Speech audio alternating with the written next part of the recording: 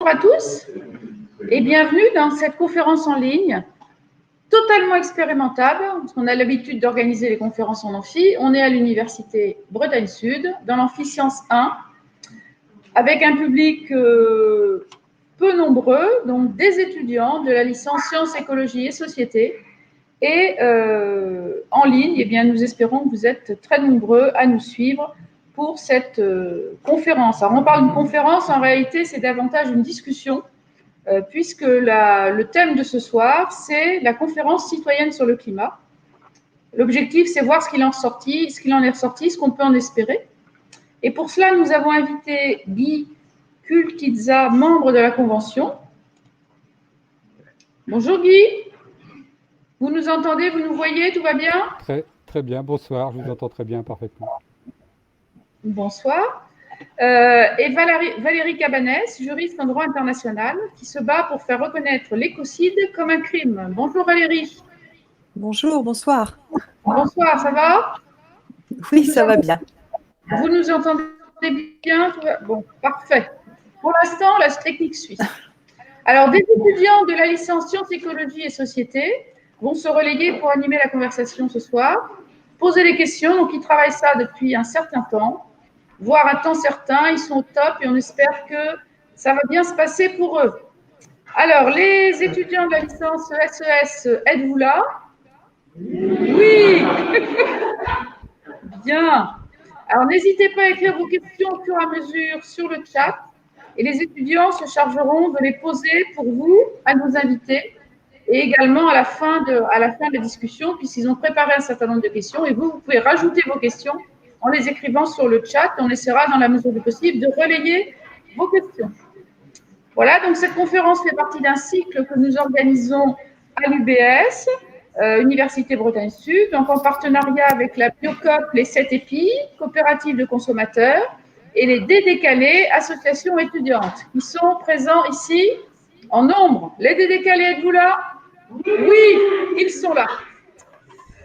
Voilà, donc on va commencer tout de suite par des questions à Guy, et je laisse tout de suite la parole à Sonia. Sonia, c'est à vous.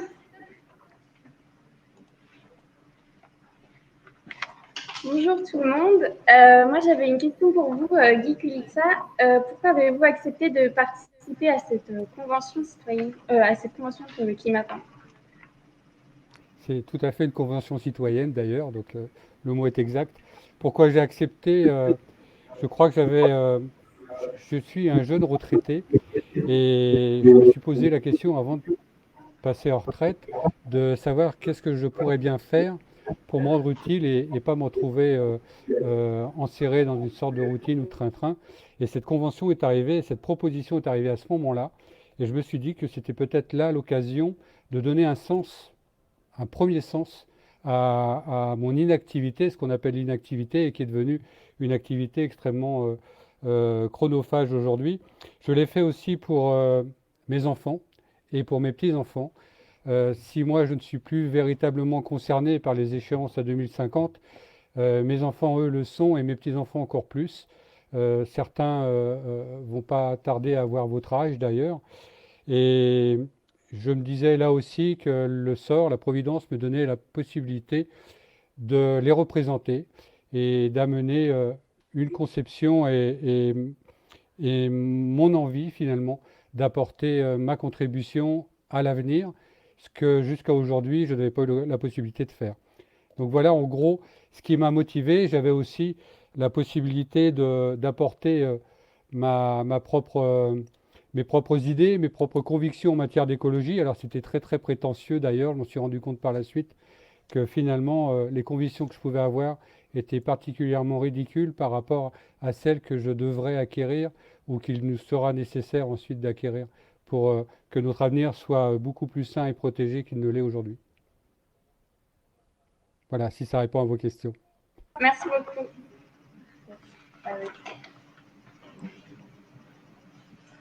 Bonjour, bonsoir.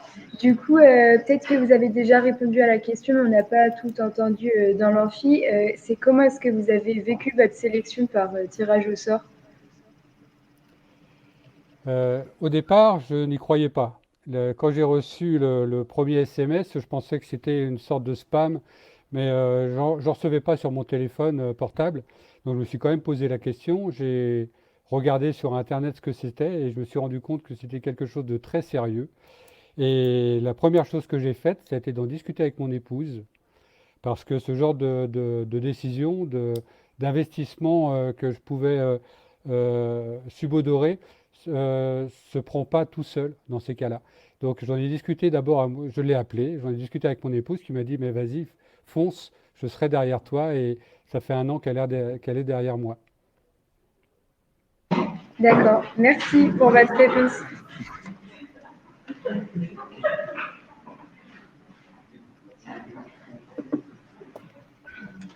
Bonsoir à vous. Merci à vous d'être venu, enfin, en fait, devant votre caméra. J'avais une petite question. Donc là, on commence à rentrer un peu plus dans le sujet.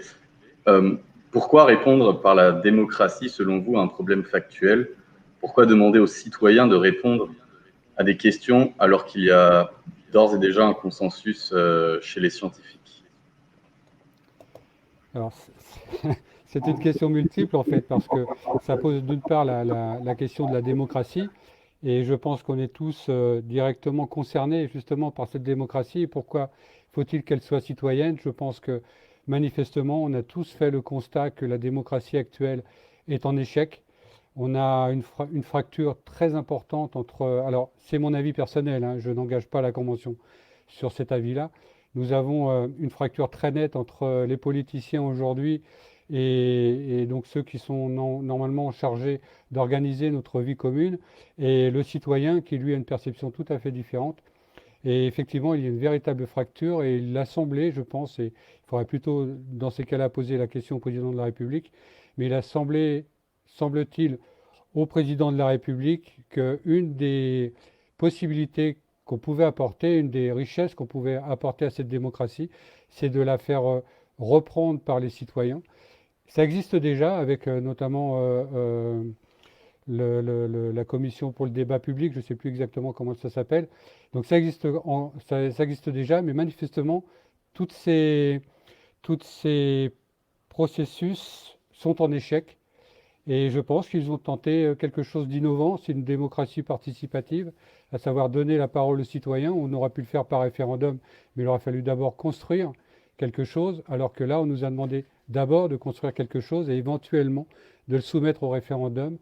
Donc moi, je le prends comme une avancée majeure, et peut-être une avancée pour l'avenir qui nous permettra, peut-être à vous d'ailleurs, de peser véritablement sur les décisions politiques qui sont prises, alors que jusqu'à aujourd'hui, nous donnions un blanc-seing à un politique qui ensuite, pendant 5 ans ou 7 ans ou 9 ans, faisait ce qu'il veut.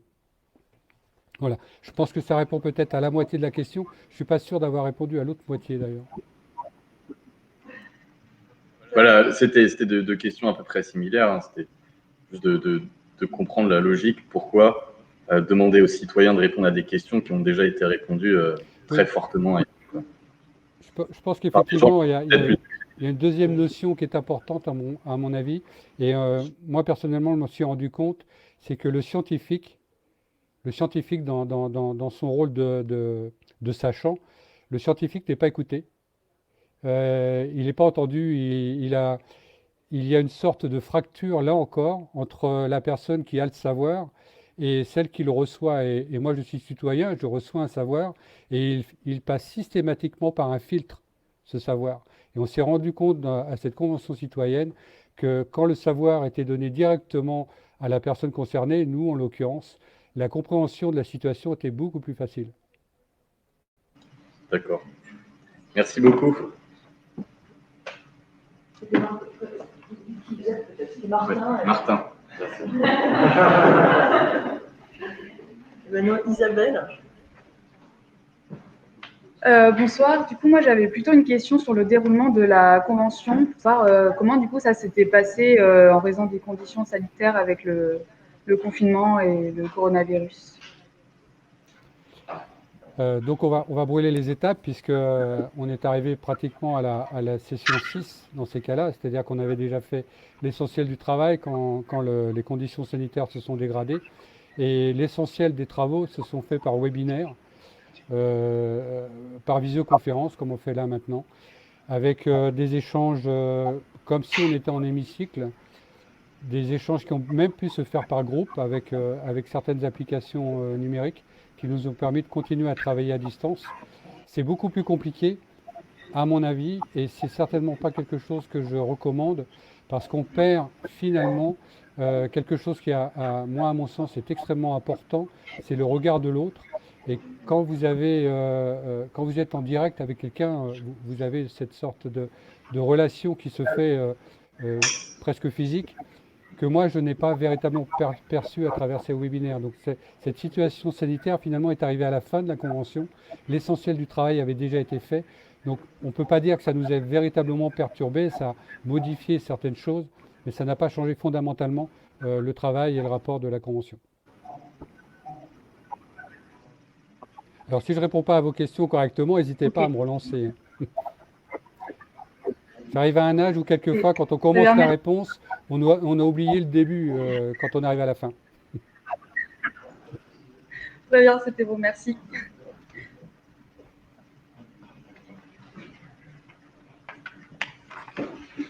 Bonsoir. Donc moi, ma question, c'était, les citoyens ont travaillé sur 7 thématiques lors de la convention. Et donc, on voulait savoir qui les a déterminés et comment vous vous êtes retrouvés dans le groupe Se Nourrir. Alors, d'une façon stricte, on a travaillé sur 5 thématiques qui étaient consommer, produire et travailler, se loger, se déplacer et se nourrir. Ce sont ces 5 thématiques qui représentent à peu près l'essentiel finalement des émissions de gaz à effet de serre, sachant que c'était le mandat qui nous avait été confié de réduire de 40% les émissions de gaz à effet de serre par rapport à 1990. Et ces 5 thématiques finalement représentent l'essentiel des émissions de gaz à effet de serre. Et comme pour participer à cette convention citoyenne, nous avons été tirés au sort dans chaque groupe thématique. Et moi, j'ai été tiré au sort dans le groupe Se Nourrir, qui était des 5 groupes, celui que je n'aurais pas choisi naturellement, puisque de toute façon, j'y connaissais absolument rien. Et j'étais particulièrement embêté quand on m'a dit qu'il n'y aurait pas de possibilité de changer, parce que c'était comme ça et qu'il fallait faire avec. Et avec le recul, je me dis que c'était une excellente idée, parce que quand vous partez d'une feuille blanche, vous n'avez pas d'a priori, vous ne venez pas avec vos convictions. Au contraire, vous cherchez pour le coup à construire quelque chose qui soit cohérent, et vous faites appel à ceux qui savent, d'une part, à ceux qui croient savoir aussi, d'autre part, et puis aux experts, aux professionnels, à la filière, et vous forgez finalement une vision qui vous permet ensuite de transcrire finalement en termes que nous, citoyens, nous pouvons comprendre ou assimiler, et nous transcrivons finalement des propositions avec ces différents intervenants. Mais je pense que c'était une chance justement d'être tiré au sort. Et moi, autant au début, je me suis senti un peu paniqué, autant à la fin, j'ai trouvé que c'était une excellente idée justement d'aborder un sujet et de faire des propositions sur un sujet qu'on ne maîtrisait et qu'on ne connaissait absolument pas, du moins dans mon cas. D'accord, merci.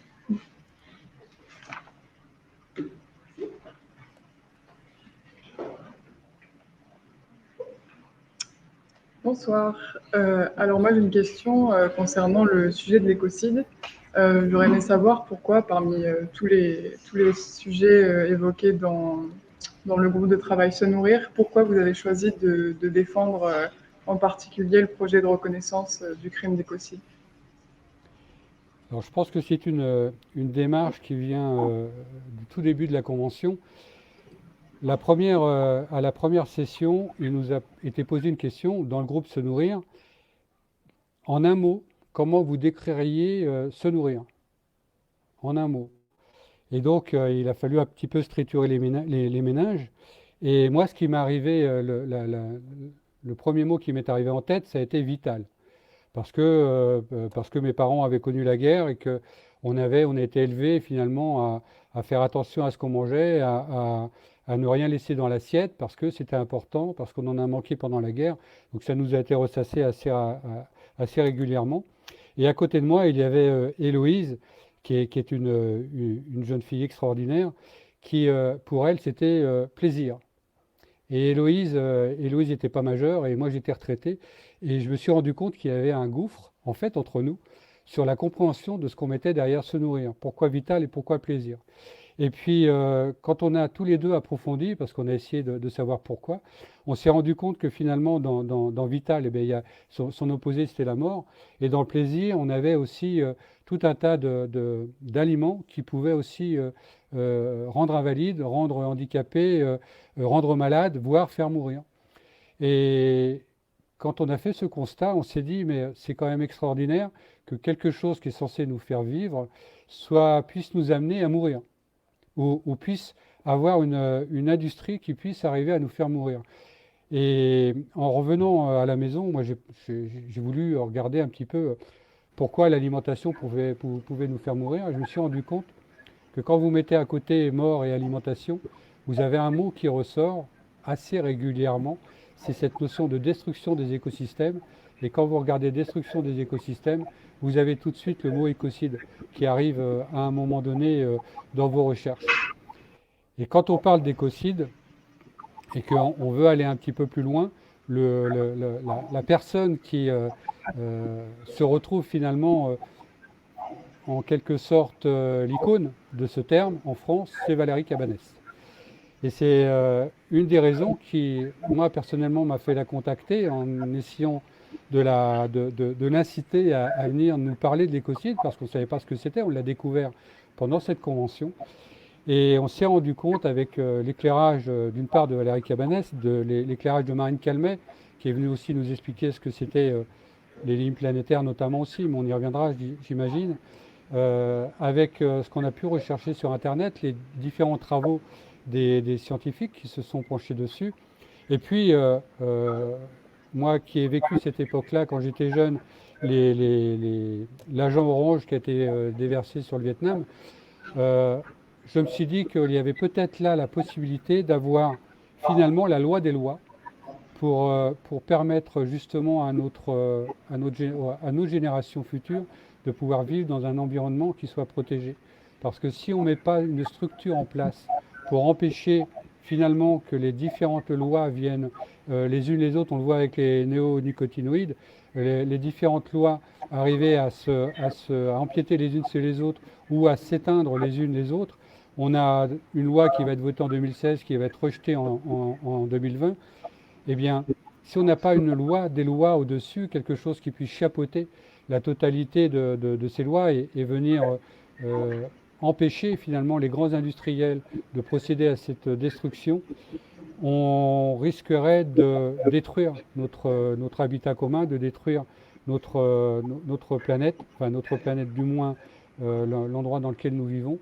Et c'est quelque chose, moi, en tant que grand-père, qui m'a porté finalement beaucoup plus que d'autres possibilités comme l'agroécologie, même si c'est lié, c'est quelque chose que j'ai défendu aussi, parce qu'on se rend compte que l'agroécologie, c'est aussi protéger la planète, c'est aussi protéger les sols sur lesquels nous vivons, protéger notre environnement, et que tout ça finalement est lié, et que si quelque chose d'aussi important que l'écocide pouvait être mis en avant, défendu, voté et rentrer dans notre droit, c'était la possibilité ensuite de faire connaître à l'ensemble de notre population les dangers qui existent aujourd'hui dans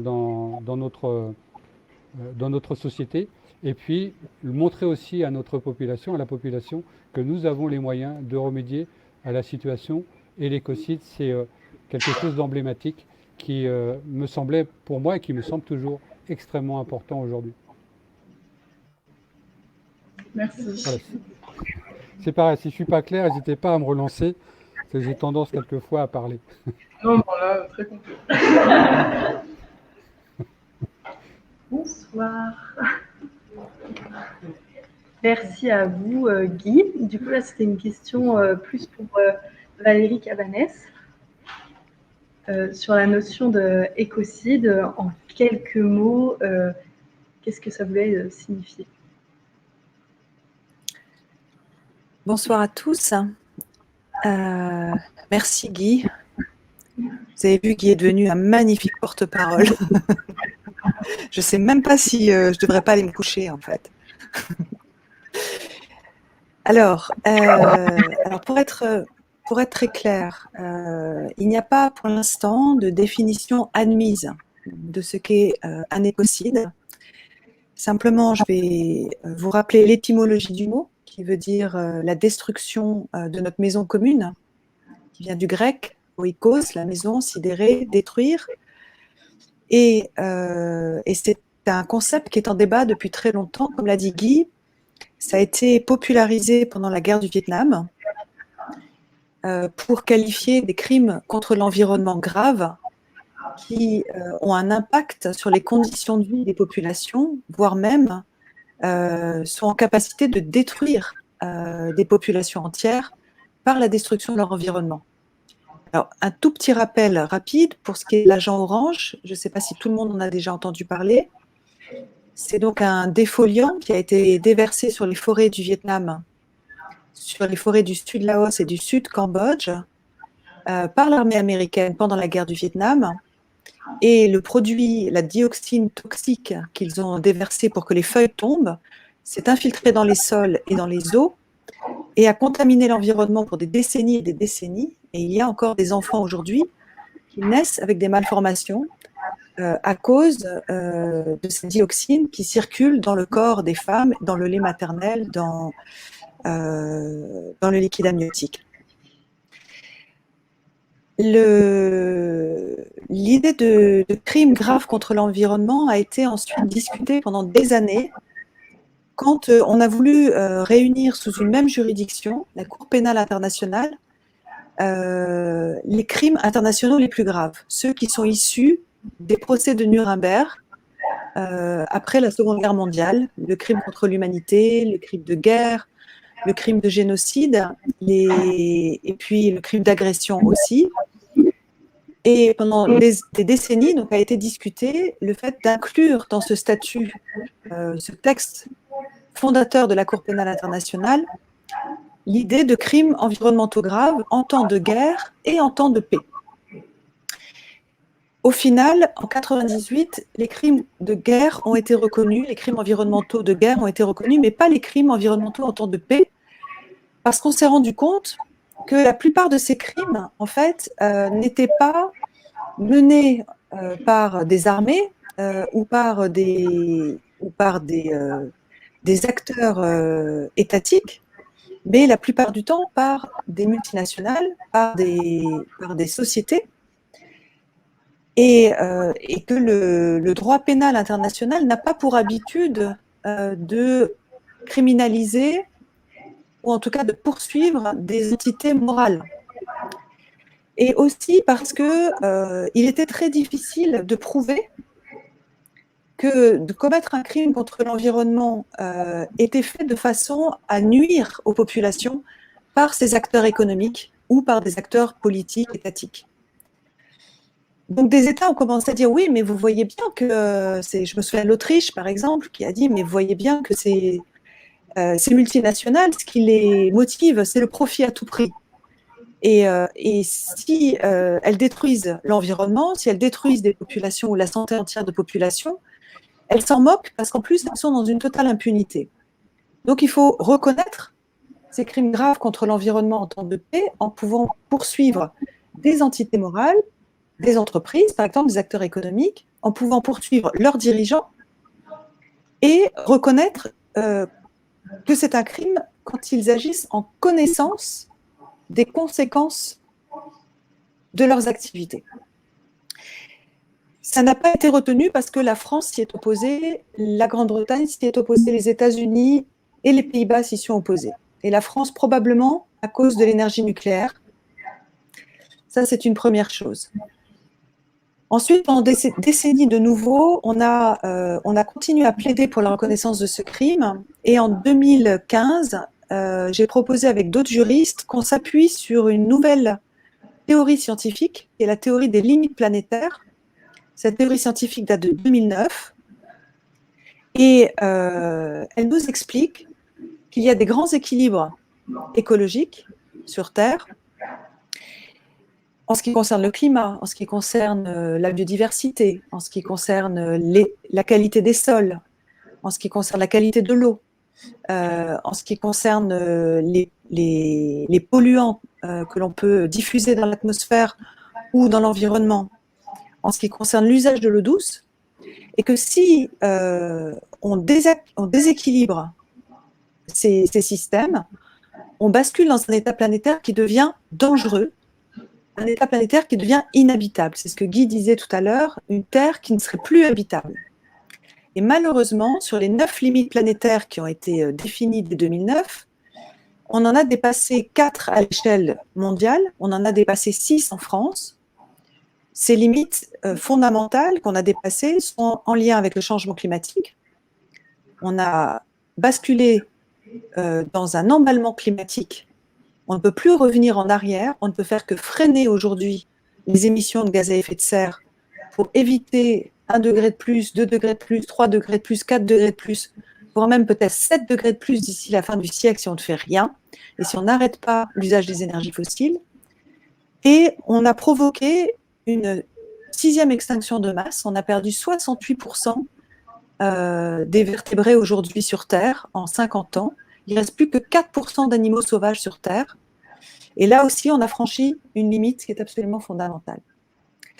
Et donc, je pense qu'on est déjà dans une situation écocidaire avec les activités industrielles qui impactent le climat, qui impactent l'érosion de la biodiversité, qui déforestent, qui polluent et qui usent de l'eau sans partage, hein, et qui finissent aussi par même acidifier l'océan et donc à menacer la vie marine.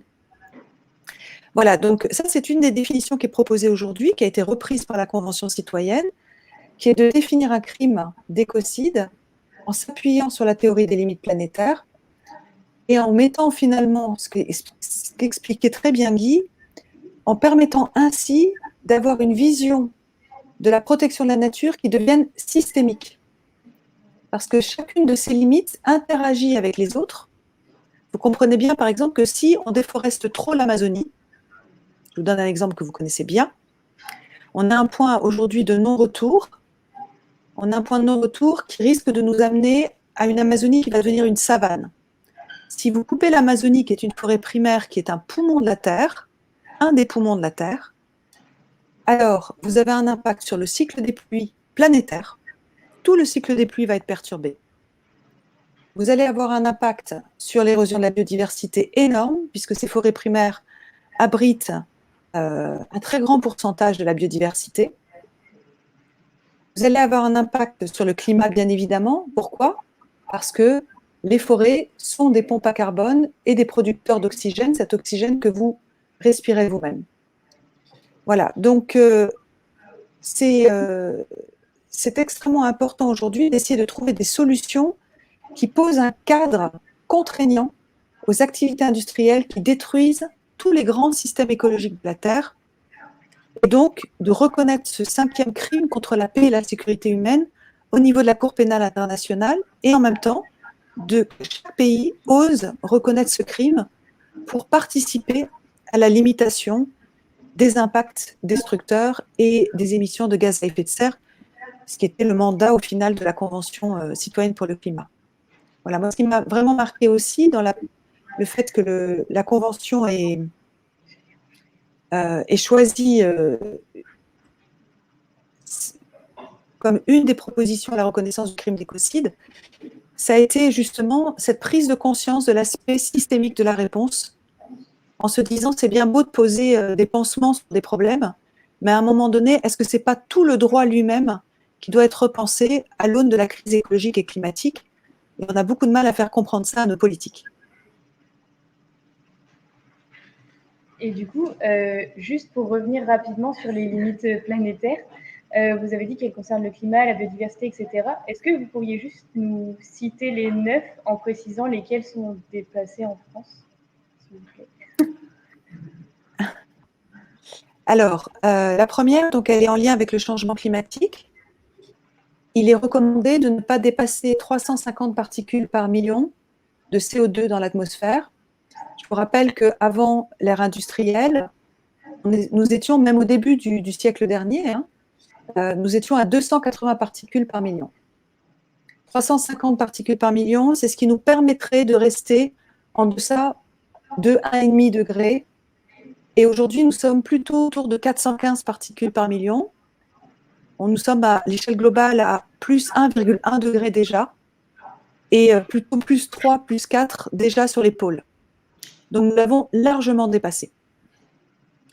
Pour ce qui est de l'érosion de la biodiversité, il s'agit de ne pas perdre entre 10 et 100 espèces sur 1 million par an, selon les espèces.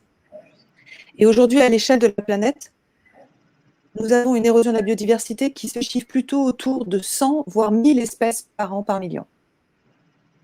Donc c'est quasiment 1000 fois de plus pour certaines espèces. La troisième limite, elle est en lien avec la modification de l'usage des sols. Ça veut dire quoi? On a perdu 80% de la forêt primaire sur Terre et nous avons donc déforesté beaucoup trop. Il aurait fallu garder que 15% des terres émergées, d'accord, celles qui sont au-dessus de l'eau et qui ne sont pas sous la glace,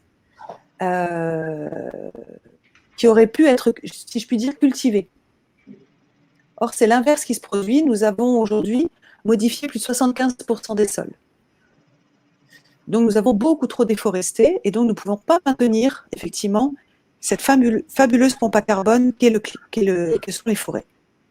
La quatrième limite que nous avons dépassée à l'échelle globale, c'est celle en lien avec la quantité d'azote et de phosphore dans les sols. Et ça, c'est un problème que vous connaissez super bien en Bretagne. C'est tous les intrants que nous mettons dans les sols pour l'agriculture industrielle. Nous mettrons des phosphates chimiques, des nitrates, et nous le faisons pour essayer d'améliorer les rendements, sauf que nous ne savons pas les doser, et qu'en fait, ce qui se passe depuis plusieurs décennies, c'est que nous avons saturé les sols de ces intrants chimiques, de cet azote et de ce phosphore qui sont nécessaires à la vie, qui sont des composants naturels des sols, mais sauf que nous en rajoutons. Et à partir de là, cela ruisselle avec les rivières, cela arrive dans l'eau des rivières, créant les nitrates qui circulent dans les rivières, qui eutrophisent les rivières, c'est-à-dire qu'on a une opacification de l'eau et la mort de la vie dans les rivières, et ensuite ces fameuses algues vertes que vous connaissez dans les embouchures en Bretagne. Et cela participe à une autre limite planétaire qui est en lien avec le pH de l'océan, puisque les nitrates vont aller acidifier l'eau des océans. Et parallèlement, l'océan, c'est le deuxième poumon de la planète, c'est le poumon bleu. Dans l'océan, vous avez le phytoplancton qui absorbe du CO2 et qui rejette de l'oxygène, comme font les forêts. C'est la forêt bleue, si vous voulez. Et ce phytoplancton, pendant des décennies, il a stocké le carbone en excès dans l'atmosphère, ce qui fait que les alertes scientifiques disant que le changement climatique était en cours n'a pas été entendues parce qu'on ne pouvait pas encore s'en rendre compte en termes de particules par million de CO2 dans l'atmosphère pendant les années 90, parce que c'était l'océan qui pompait le carbone en excès. Or, aujourd'hui, il n'y arrive plus, il est saturé, et le pH de l'océan est en train de baisser, et s'il atteint un pH de 4, alors l'eau devient acide complètement, et elle va dissoudre l'aragonite, qui est le composant des mollusques et du phytoplancton de leur carapace. D'accord ? Les coquilles d'huîtres, de moules, etc., sont faites d'aragonite, et cette aragonite, c'est comme si vous versiez de l'acide dessus, ça se dissout. Et ça, c'est tout le début de la chaîne alimentaire de l'océan qui se retrouve en danger, parce qu'ils ne peuvent plus se développer. Et à partir de là, vous avez toute la chaîne alimentaire qui est en danger jusqu'aux grands cétacés, et donc toute la vie marine, et donc aussi 1 milliard de personnes dépendent de la pêche dans le monde. Ensuite, vous avez une autre limite qui n'est pas encore dépassée à l'échelle globale, mais qui est sur le point de l'être et qui risque d'avoir un impact sur la paix, parce que ça va être l'or bleu de demain, c'est la quantité d'eau disponible par habitant sur Terre, d'eau douce potable. On en consomme beaucoup trop, déjà à l'échelle individuelle dans les pays riches. Juste pour vous donner un ordre d'idée, un Africain de la zone subsaharienne consomme 10 litres d'eau par jour. En France, on en consomme environ 250 et aux États-Unis, 600 litres par jour. Et parallèlement, vous avez les grandes entreprises minières et les multinationales de l'eau, comme Nestlé, comme Coca-Cola, etc., qui pompent les nappes phréatiques, qui pompent les lacs, les sources, et qui enlèvent de l'eau potable à des populations pauvres dans les Andes, en Afrique, etc. Vous avez aussi des mines, comme par exemple au Niger, où la France, avec Areva, va aller pomper les nappes phréatiques, qui sont des nappes phréatiques fossiles, dans le désert, et vider l'eau, toute l'eau, qui a des millions et des millions d'années, des nappes phréatiques du désert, en étant en même temps, en ayant un impact absolument terrible sur les populations locales qui n'ont plus d'eau dans leur propre puits. Je vous donne un exemple très concret. Voilà.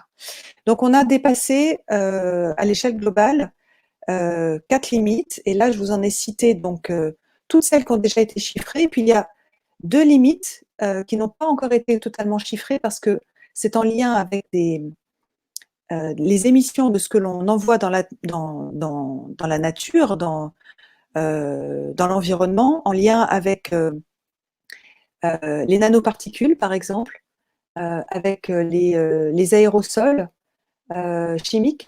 Et c'est extrêmement difficile à chiffrer. On sait simplement qu'il faut encore beaucoup d'études et un principe de précaution à mettre en œuvre pour s'assurer qu'on ne va pas avoir des conséquences sur les générations suivantes. Et il y a une seule limite qui a régressé, c'est celle en lien avec le trou d'ozone. Et donc les aérosols de, comment on appelle ça, fluorocarbonés, FFC, où il y a eu une convention internationale qui a été signée il y a des années et qui a permis donc de freiner ces émissions et donc de rétrécir le trou d'ozone qui était en lien avec ces émissions. Vous avez un problème de son? Ça va? Vous m'entendez? Un petit problème de son. On avait un petit problème de son, mais c'est réglé. Il y a plein d'autres étudiants qui ont plein de questions à poser, donc on va passer au suivant, si ça ne vous embête pas. Vous avez la réponse à vos questions? C'est bon. Merci. Merci beaucoup.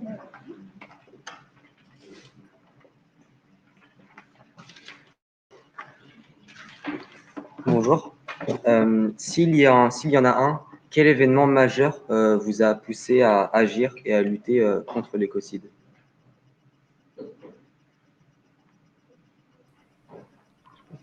C'est plutôt une question pour Valérie, ça, à mon avis. Pardon, je l'avais mis sur mute. Ma prise de conscience, elle est née de ma rencontre, de mes recherches auprès de populations autochtones, il y a une dizaine d'années, plus de 10 ans.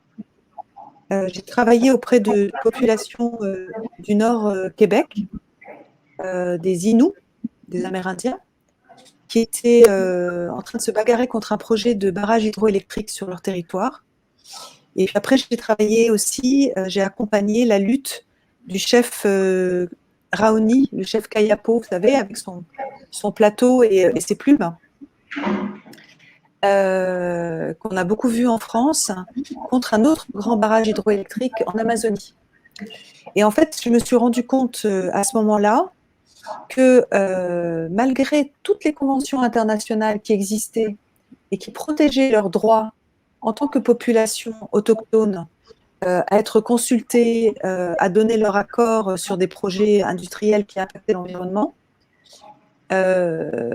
malgré les études d'impact qui aient démontré qu'on allait déplacer des dizaines de milliers de personnes, par exemple en Amazonie, malgré des rapports des Nations Unies qui avaient été par exemple envoyés au Brésil pour demander l'arrêt de ces travaux, malgré des sommations faites par la Cour interaméricaine des droits de l'homme auprès de la présidente du Brésil à l'époque, Dilma Rousseff, je me rendais compte que on n'avait aucun moyen de stopper ce type de projet industriel qui avait des effets absolument dévastateurs, d'une part sur les populations locales, mais ensuite, parce que justement c'était des grandes forêts primaires, la forêt boréale, la forêt amazonienne, finalement sur nos conditions de vie à tous, maintenant et demain.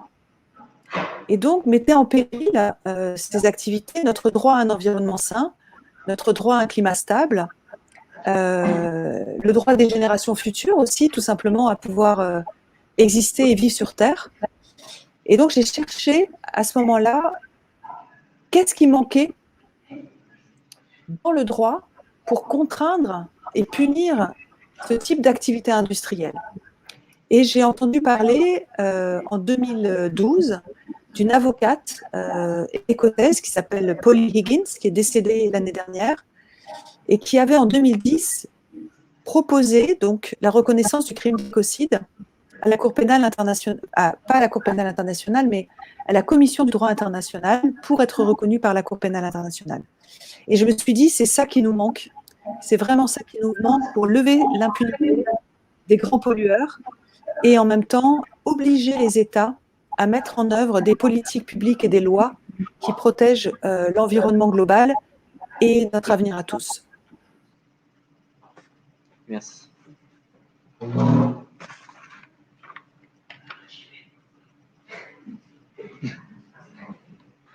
On a perdu Guy. Non, je suis toujours là. Non, t'es là. J'entends ta voix, mais je ne vois plus ton écran. Bonsoir Valérie, bonsoir Guy. J'ai une question pour vous, Valérie. Donc, nous savons que vous avez été engagée dans l'affaire du siècle. Est-ce que vous pouvez nous en parler un petit peu et nous dire où ça en est aujourd'hui, notamment? Alors, l'affaire du siècle, à l'origine, c'est une idée effectivement d'une association que j'ai co-créée en 2015 qui s'appelle Notre Affaire à tous, que j'ai co-créée avec d'ailleurs des volontaires de l'initiative citoyenne européenne. Que j'avais. Il faut que tu mutes ton son pour pas que j'entende un écho derrière.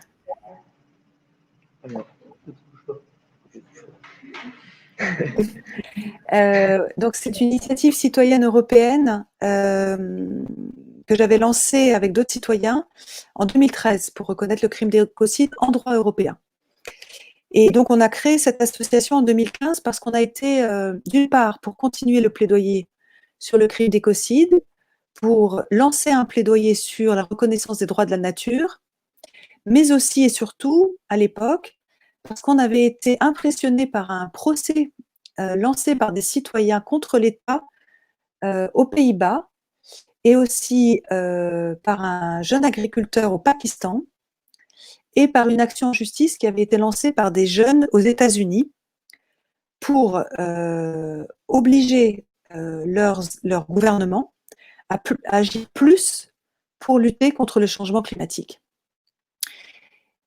Et en fait, comme il y avait à l'époque, c'était en août 2015, c'était avant l'accord de Paris, qui donc a eu lieu en décembre 2015, comme il n'y avait aucune obligation, je dirais, par la loi ou par la Constitution, par exemple en France, que le gouvernement agisse plus pour le climat, mais qu'en revanche, il y avait eu beaucoup de déclarations faites par les gouvernements successifs et beaucoup d'alertes scientifiques, alors on s'est dit, il faut lancer une action en justice. Mais en France, on ne peut pas faire ce qu'on appelle des actions collectives, des actions de groupe, comme ça peut se faire dans d'autres pays. Et donc, on ne pouvait pas associer des citoyens, il fallait qu'on ait une ONG pour le faire et qu'elle soit reconnue pour pouvoir le faire. Donc, on a préparé cette plainte, ce qu'on appelle en fait un recours contre l'État, et on l'a préparé pendant 2 ans, et on a ensuite proposé à des grosses ONG de nous rejoindre, et c'est là où Oxfam, Greenpeace et la Fondation pour la Nature et l'Homme se sont associés. Et comme on voulait montrer que les citoyens seraient sûrement d'accord avec nous, alors on a lancé l'affaire du siècle, qui est en fait une pétition qui en soi n'a pas de valeur juridique, mais qui donne un poids extrêmement important à ce que l'on a lancé. Et ensuite, on a saisi donc le gouvernement sur cette question, qui devait pouvoir nous répondre sous 3 mois. Et en mars donc 2019, le gouvernement nous a répondu en nous disant ce n'est pas notre responsabilité, c'est la responsabilité de chaque citoyen de faire des efforts. Et ça, on a trouvé ça quand même un petit peu gros comme réponse. Donc, on a décidé de saisir le tribunal administratif et on a déposé donc un recours de plus de 60 pages pour prouver que depuis des décennies, le gouvernement soit ne fait pas ce qu'il dit, soit ne fait pas assez pour nous protéger, puisque de fait, c'est quand même son rôle, et c'est ce que la Cour de justice aux Pays-Bas a aussi dit. Le premier rôle de l'État, c'est de protéger son territoire et sa population, et pas les intérêts économiques des multinationales.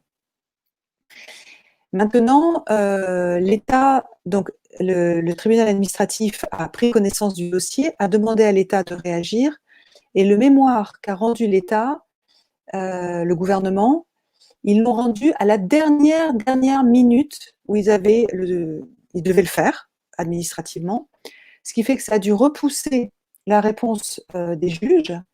Et donc, on attend toujours le moment où le juge administratif va donner une réponse. Et puis, on fera sûrement appel si le juge n'est pas de notre côté. Mais c'était important, en tout cas, d'avoir une action forte pour rappeler à l'État sa responsabilité dans son inaction climatique. Ouais, très bien. On compte sur vous pour nous communiquer la réponse. On vous tiendra au courant. Mais vous le saurez par voie de presse, pas de souci.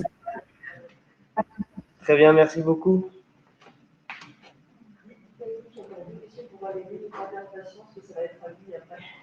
Deux questions pour Valérie encore. Bonjour. Alors, il y a encore 2 questions pour Valérie et ensuite on passera à Guy pour les questions. Donc moi, ma question, c'était, y a-t-il des actions menées dans d'autres pays contre l'écocide? La France est-elle en retard, du coup, par rapport à ces autres pays? Et sentez-vous le poids des lobbies dans cette lutte? Alors, en fait, on mène plusieurs campagnes en même temps parce que comme il y a une urgence, il faut agir sur tous les fronts et essayer de soulever tous les leviers possibles.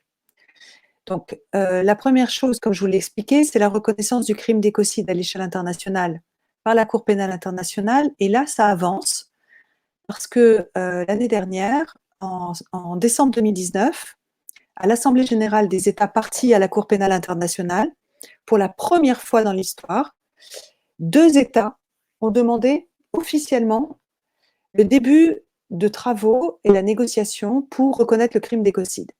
Il s'agit du Vanuatu dans le Pacifique et des Maldives dans l'océan Indien. Et comme par hasard, ce sont 2 États insulaires qui sont en train d'être submergés par la montée des eaux, dont les populations sont obligées de se déplacer et qui subissent en plus des catastrophes climatiques de plus en plus graves. Parce que les ouragans sont de plus en plus violents, par exemple. Donc, depuis ce moment-là, on mène un plaidoyer pour que des États, et en particulier des États puissants, des États influents, rejoignent une coalition menée par ces États insulaires. Et c'est dans ce cadre-là que j'avais interpellé Emmanuel Macron, surtout quand il avait osé qualifier les feux en Amazonie d'écocide. Je ne sais pas si vous en souvenez, c'était à l'été 2019. Et je me suis dit, mais quand même, il est gonflé de parler d'écocide sans vouloir le reconnaître. Et donc là,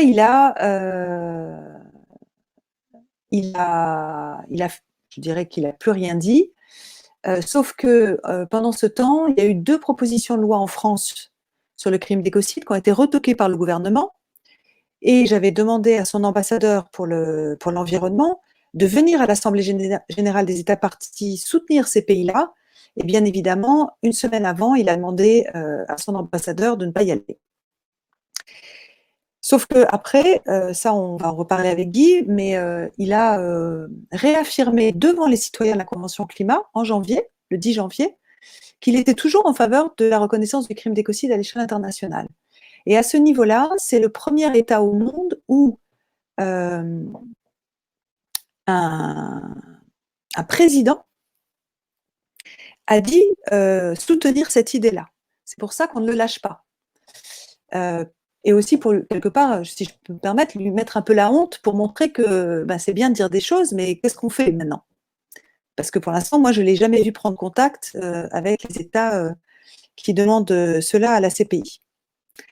Ensuite, il y a 15 jours, en Belgique, après des mois et des mois de négociations, il y a un nouveau gouvernement qui s'est constitué. Et le deuxième parti du pays est aujourd'hui les Verts. Et ils ont obtenu que le gouvernement belge s'engage sur une feuille de route à 4 ans pour soutenir la reconnaissance du crime d'écocide à l'échelle internationale et réfléchir aussi à une loi sur l'écocide à l'échelle nationale. Donc, un appui à l'échelle internationale et une loi nationale. Et ça, c'est très intéressant parce qu'il faut que vous sachiez que la Belgique, comme la Cour pénale internationale, s'est dotée de ce qu'on appelle la compétence universelle, ce qui permet à un juge belge de pouvoir être saisi par n'importe quelle affaire dans le monde si, sur la base des crimes que la Belgique reconnaît. Donc ça aurait un impact énorme. Il y a une résolution aussi qui vient d'être votée en Irlande pour commencer les travaux sur le crime d'écocide. Une autre qui est en train d'être négociée en Suède, et il y a une députée européenne, Marie Toussaint, qui, elle, essaye de faire avancer cette cause au Parlement européen. Et la dernière fois qu'elle a présenté une résolution, c'est pas passé à 3 voix seulement. Ça veut dire que c'est un sujet qui devient majeur. Et parallèlement, il faut que vous sachiez qu'il y a une dizaine de pays qui reconnaissent déjà le crime d'écocide dans leur législation nationale, le Vietnam, bien sûr, mais aussi des pays de l'ex-URSS, à cause des essais nucléaires qui avaient lieu sur leur territoire, donc la Russie et 8 autres pays d'ex-URSS. Et puis l'écocide est reconnu par voie de jurisprudence au Guatemala, suite à un procès qui a eu lieu sur des écoulements de pesticides d'une forêt de palmiers à huile qui ont détruit une rivière entière sur des centaines de kilomètres. Et de la même manière, il y a un juge brésilien qui a aussi reconnu comme écocide la destruction d'une rivière entière, le Rio Dolce au Brésil, suite à la rupture de barrages miniers de la compagnie Vale, qui ont déversé des produits toxiques qui ont tué toute vie dans cette rivière jusqu'à son embouchure et qui ont empoisonné l'environnement sur toute la longueur de cette rivière et bien évidemment empoisonné les populations locales. Voilà, donc c'est un sujet qui avance. Mais en ce qui concerne le poids des lobbies, il est clair que par exemple en France, les multinationales qui sont de cheville avec la France et qui font du chômage à la délocalisation, du chantage au chômage, du chantage à la délocalisation, au fait d'aller négocier des contrats bilatéraux ailleurs, de ne pas pouvoir payer leurs impôts en France, de ne plus pouvoir contribuer au PIB, etc., influence énormément nos politiques qui sont encore dans une vision néolibérale, qui croient encore au dogme de la croissance et qui pensent que la croissance et la financiarisation de la nature vont sauver les restes les restes de nos écosystèmes et l'humanité d'une crise certaine économique et écologique. Les lobbies sont très puissants là-dessus, mais pour l'instant, ils n'ont pas encore voix au chapitre au niveau de la Cour pénale internationale, et je ne crois pas qu'ils soient encore très actifs sur ce sujet au niveau du Parlement européen. Mais s'ils se rendent compte qu'il y a un risque que ça passe, alors ils vont déployer leurs armes, ça c'est sûr. Merci beaucoup. Bonsoir Guy, bonsoir Valérie, bonsoir à tous. Merci Valérie de nous avoir éclairé sur le sujet de l'écocide et d'avoir répondu à toutes ces questions. Maintenant, je reviens vers vous, Guy. Donc ma question, elle va être sur quelles ont été, s'il y en a eu, les sources de conflits durant les débats qu'il y a eu durant la Convention citoyenne pour le climat, et inversement, sur quelle thématique tout le monde a très vite été d'accord et s'est dirigé du coup vers le même point de vue sur un sujet. Alors, des sources de conflit, je ne suis pas sûr qu'il y en ait eu. Pour une raison assez simple, c'est que le sujet était quand même assez limité, c'était celui du climat, et que le constat, on l'avait tous fait à la première session, à savoir qu'il fallait absolument agir pour pouvoir réduire les gaz à effet de serre, et que pour pouvoir y parvenir, il n'y avait pas 50 000 solutions, il fallait explorer finalement les différentes pistes de ces émissions qui sont pour l'essentiel donc se déplacer, on le sait avec le transport, il fallait explorer les pistes de transport, ceux de l'habitat, évidemment, avec l'isolation des bâtiments, et puis ceux de l'agriculture, avec notamment la partie élevage, qui est un gros pourvoyeur de gaz à effet de serre. Donc le constat finalement sur un sujet relativement simple a été le même pour tous les citoyens, à savoir il faut agir. Donc il n'y a pas vraiment eu d'opposition entre nous. Il peut y avoir eu des discussions en ce qui concernait les solutions à apporter, c'est-à-dire que certaines étaient beaucoup plus ambitieuses que d'autres. Et puis il faut aussi se remettre dans le contexte du panel finalement des citoyens qui sont représentatifs à la fois de classes sociales mais aussi de territoires. Et donc nous n'avons pas tous les mêmes contraintes, que ce soit en termes de transport, que ce soit en termes d'habitat ou simplement de nourriture. Moi qui suis à la campagne par exemple, c'est beaucoup plus compliqué de faire 25 km à vélo sur une route sans aucune sécurité qu'un Parisien, par exemple, pour faire ses 5 km pour aller à son travail. Donc il y a cette différence. Et finalement, de l'intérêt finalement de ce travail en commun et de cette intelligence collective, on pourrait peut-être en discuter par la suite, de cette intelligence collective, ça a été de trouver finalement des compromis pour que chacun soit à la fois contributeur de cette réduction des gaz à effet de serre, mais qui puisse aussi avoir une sorte de bénéfice à cette réduction de gaz à effet de serre. C'est-à-dire que si c'est plus intéressant pour prendre le vélo en ville, eh bien, effectivement, il va y avoir des gains en matière financière et compagnie. Mais si on est à la campagne, eh bien, il va falloir continuer à garder la voiture. Et donc, les propositions qu'on a pu faire sont un compromis entre ce qui est acceptable et finalement l'effort que chacun doit faire. Et là, j'ai un exemple, par exemple, qui va certainement vous parler. Et d'ailleurs, vous n'êtes pas vraiment concerné en Bretagne, je crois. C'est la baisse des 130 km/h à 110 km/h sur autoroute, qui a fait grand bruit, d'ailleurs, qui a été une des solutions qui a été rejetée par le président de la République. Et en réalité, ça a été évidemment mal perçu parce que mal expliqué, pas mal expliqué par nous, mais mal expliqué par ceux qui ne voulaient surtout pas qu'on baisse la vitesse à 110 km/h.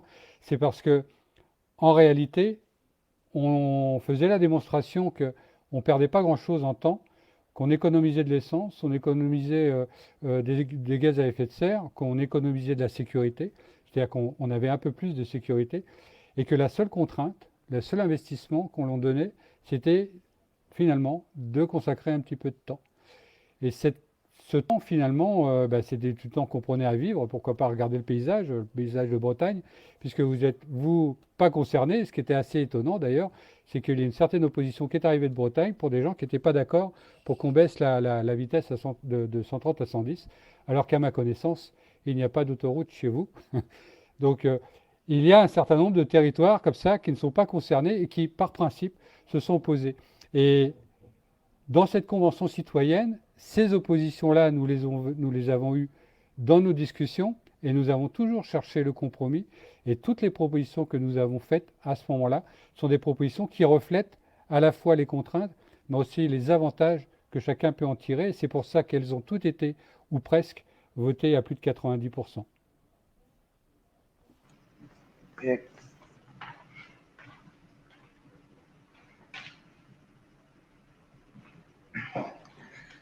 Bonsoir. Bonsoir. Donc, je voulais savoir une petite précision.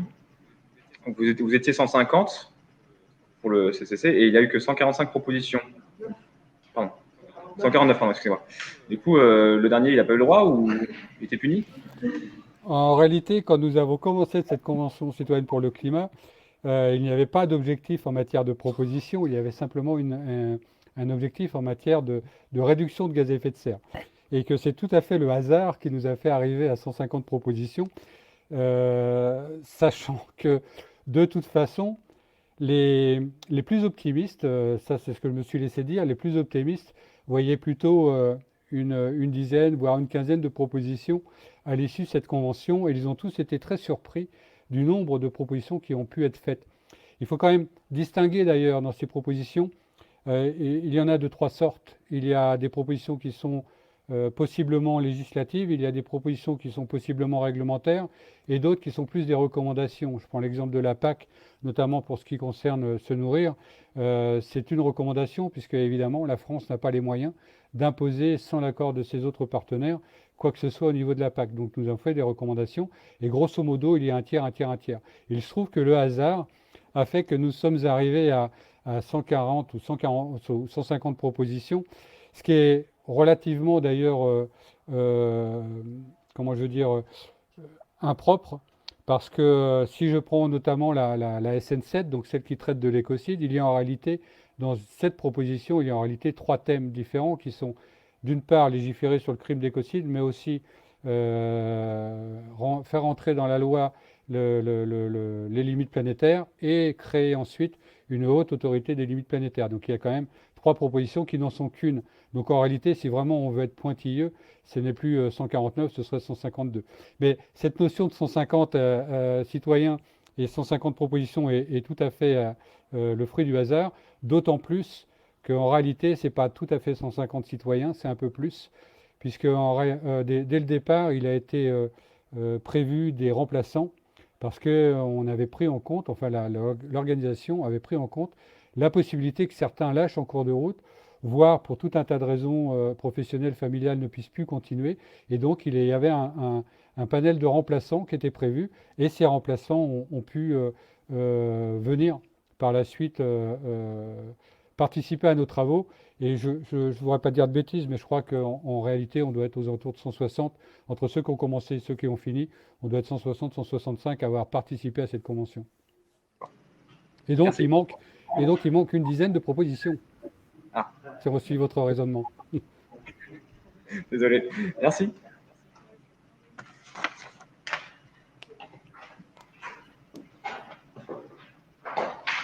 Bonsoir. Alors, ma question était comment les mesures prises par la Convention citoyenne pour le climat vont être mises en place? Est-ce que ça va être plutôt des lois ou des incitations? Alors, j'ai fait un début de réponse juste avant. Il y a des propositions qui sont typiquement réglementaires. Si je prends le cas, on a parlé au niveau des limites planétaires des nitrates. Un des gros pourvoyeurs d'engrais de nitrates, ce sont les engrais chimiques. Et ces engrais chimiques, aujourd'hui, ont une tolérance d'usage que nous souhaitons, nous, réduire. Et ça passe notamment par un certain nombre de règles qu'il faut mettre en place concernant le volume de nitrate autorisé. Donc ça, c'est plutôt du réglementaire. On a un certain nombre de propositions qui rentreraient dans la loi, donc qui seraient législatifs. Alors, on parle de la loi sur l'écocide qui rentrerait plutôt dans le cadre pénal, mais si on va vers une législation sur les limites planétaires, on serait plutôt dans du droit, mais là, Valérie sera certainement plus capable de moi de répondre, mais là, on serait plutôt dans le droit administratif, au niveau notamment du Code de l'environnement, par exemple. Et puis, on a des simples recommandations, comme la PAC, qui sont des propositions qu'on fait au gouvernement pour lui dire, ben voilà, nous avons fait un certain nombre de constats, nous avons un certain nombre de propositions qui peuvent nous permettre d'atteindre l'objectif et même plus, et porter ces recommandations auprès de l'international notamment auprès de l'Europe, mais plus loin. Et si on reprend le cas de l'écocide, le président notamment de la République s'est engagé à le porter au niveau de la Cour pénale internationale. Donc on aurait à la fois du législatif pour faire entrer le droit pénal dans notre loi, dans notre législation à nous, et en même temps faire une recommandation pour que lui puisse le porter au niveau de la Cour pénale internationale. Donc on a vraiment ces trois articulations. Alors dans le détail, je ne pourrais pas vous les donner parce qu'il y en a 149 et je ne les connais pas toutes. Il y en a même certaines qui sont typiques du plan de financement, où on avait une proposition qui notamment proposait de taxer à 4% les dividendes des entreprises au-delà de 10 millions d'euros. Bon, ça n'a pas été accepté, mais c'est toujours une de nos propositions. Et on a bon espoir un jour que quelqu'un s'en saisisse pour que finalement les plus hauts dividendes puissent participer eux aussi à la transition écologique. Mais on a vraiment toutes ces différences-là et elles sont expliquées dans notre rapport. Elles ne sont pas forcément détaillées, mais parce qu'on n'a pas pu faire toutes les transitions, les transcriptions juridiques nécessaires, toutes les propositions, mais elles existent. Et aujourd'hui, il y a un travail qui est fait avec les ministères pour qu'on puisse justement déterminer celles qui rentrent dans le projet de loi et celles qui ne le sont pas. D'accord, merci.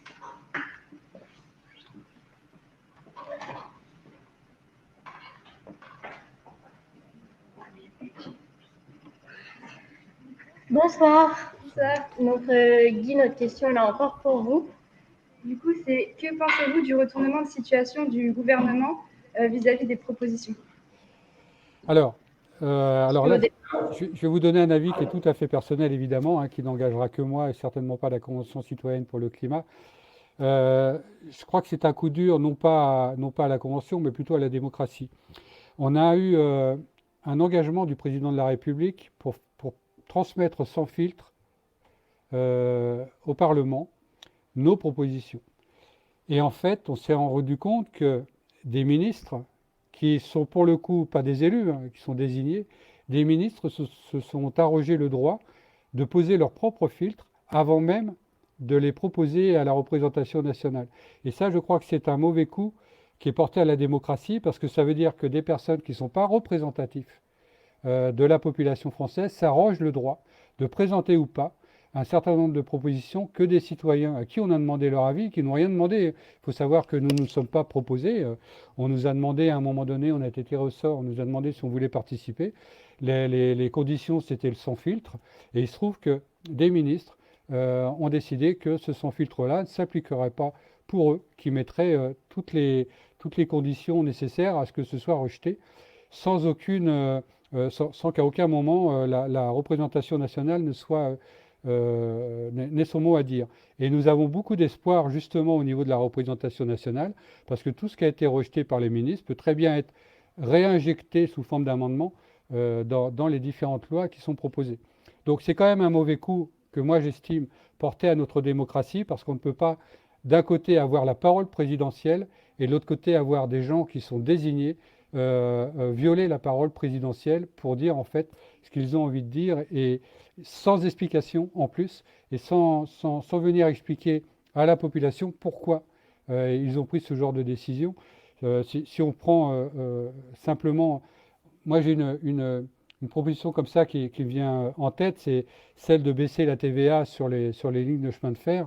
Ça paraissait tellement évident, ne serait-ce qu'en matière de justice sociale, qu'on se demande pourquoi le ministre de l'économie, sans explication, on ne les a toujours pas ces explications, a accepté de faire un gros chèque cadeau au transport aérien et a décidé de ne pas, surtout pas baisser la taxe sur les billets de train pour la population, qui est pour la plupart est celle qui prend le train et pas qui prend naturellement l'avion. Donc c'est cette incompréhension que moi personnellement j'ai du mal à appréhender, et je trouve que on a beaucoup d'espoir. Moi, je mets toujours beaucoup d'espoir envers la représentation nationale, que ce soit les députés ou les sénateurs, pour qu'ils puissent porter, non pas la parole de la Convention citoyenne, mais la parole finalement de nos concitoyens qui se sont reconnus dans un certain nombre de nos propositions, puisqu'il y a eu non pas un sondage, mais une interpellation via différents sites pour demander si les Français étaient en phase avec la Convention citoyenne. Et en grande majorité, je crois que c'était à plus de 60%, les Français se sont dit solidaires avec les propositions que nous avions faites. Ce n'est pas de la légitimité, mais c'est quelque chose qui ressemble un petit peu. Ok, merci.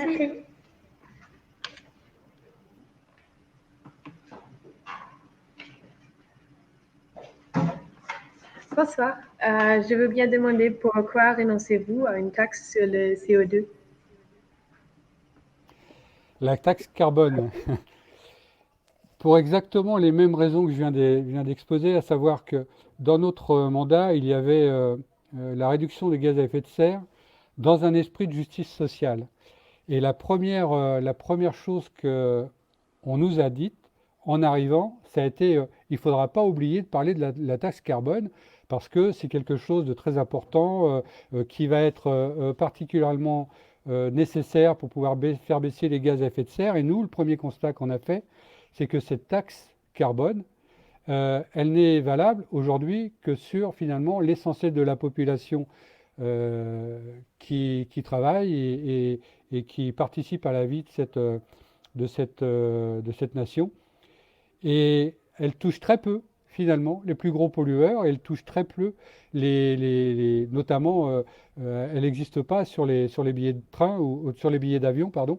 Il n'y a pas de taxe carbone, ou elle est extrêmement minime sur le kérosène notamment. Et donc on s'est dit, avant de pouvoir parler d'une taxe carbone, on va peut-être parler de ce que ne payent pas les plus gros pollueurs, les Total notamment, ou tous les grands industriels qui ont des droits de polluer gratuits. Eux ne payent pas de taxe carbone. Donc on s'est dit, ok, on n'est pas contre remettre sur le tapis un jour la taxe carbone, mais qu'on fasse d'abord payer ceux qui polluent le plus, et on ira ensuite demander à ceux qui polluent le moins, à savoir qu'on a quand même aujourd'hui, sur les 11 tonnes moyennes qu'un Français émet de gaz à effet de serre, on a quand même une grosse moitié qui est de la pollution, on va dire, de l'émission de gaz à effet de serre, qui dépend finalement des industries et des entreprises publiques, qui ne sont pas directement liées à nos émissions à nous. Donc, avant finalement de faire payer, et ça c'est vraiment l'esprit de justice sociale, avant de faire payer le citoyen, faisons d'abord payer le gros pollueur qui lui n'en paye pas, et ensuite, effectivement, ça permettra d'équilibrer peut-être les comptes, et on s'apercevra peut-être à terme que finalement cette taxe carbone n'est pas nécessaire, ou alors mettons en place les outils et les moyens nécessaires pour que des gens comme moi par exemple, mais surtout mes voisins qui sont retraités et qui ont que la voiture pour se déplacer et aller faire leurs courses, qui puissent avoir les mêmes droits et les mêmes moyens qu'un citadin par exemple qui peut lui faire ses courses quand il veut avec les moyens de transport publics qui existent aujourd'hui. Merci beaucoup.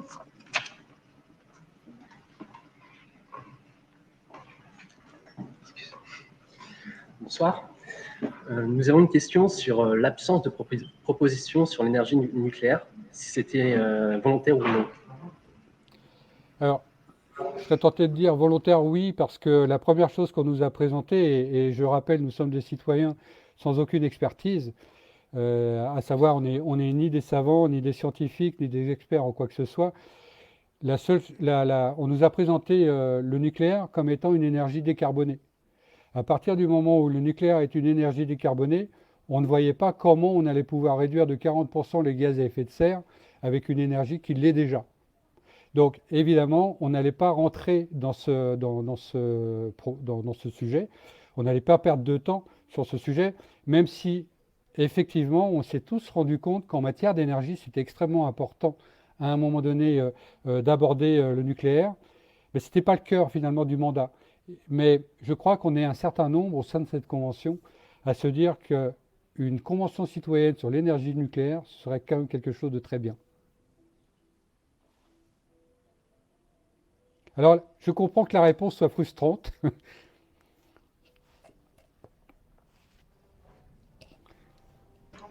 Il est parti. Bonsoir. Alors, moi, je vais poser une question. Je vais rebondir sur un peu ce que vous avez dit tout à l'heure.